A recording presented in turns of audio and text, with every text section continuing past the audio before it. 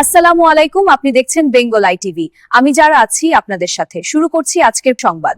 খালেদা জিয়া সহ ১৫ বিশিষ্টজন ও ৫ প্রতিষ্ঠান পাচ্ছে স্বাধীনতা পুরস্কার।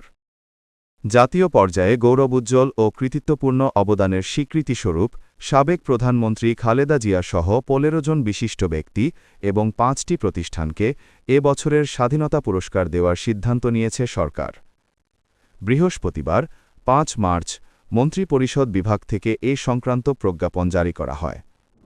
অতিরিক্ত সচিব, কমিটি ও অর্থনৈতিক মোহাম্মদ হুমায়ুন কবির স্বাক্ষরিত প্রজ্ঞাপনে বলা হয়, জাতীয় পর্যায়ে গৌরবোজ্জ্বল ও কৃতিত্বপূর্ণ অবদানের স্বীকৃতিস্বরূপ নিম্ন বর্ণিত ১৫ জন বিশিষ্ট ব্যক্তি এবং ৫টি প্রতিষ্ঠানকে ২০২৬ সালের স্বাধীনতা পুরস্কার প্রদানের সিদ্ধান্ত গ্রহণ করেছে সরকার।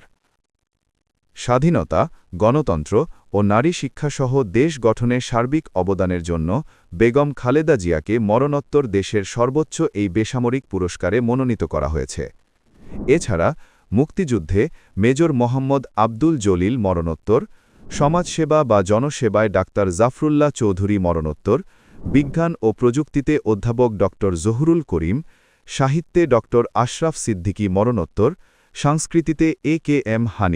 হানিফ সংকেত ও বশির আহমেদ মরণোত্তর, ক্রীড়ায় জোবেরা রহমান লিনু, সমাজসেবা বা জনসেবায় মোহাম্মদ সাইদুল হক ও মাহেরিন চৌধুরী মরণোত্তর, জনপ্রশাসনে কাজী ফজলুর রহমান মরণোত্তর, গবেষণা ও প্রশিক্ষণে মোহাম্মদ আব্দুল বাকি, অধ্যাপক ড এম.এ. রহিম, অধ্যাপক ড সুকুমল বড়ুয়া এবং পরিবেশ সংরক্ষণে আব্দুল মুকিত মজুমদার এই পুরস্কার দেওয়া হচ্ছে।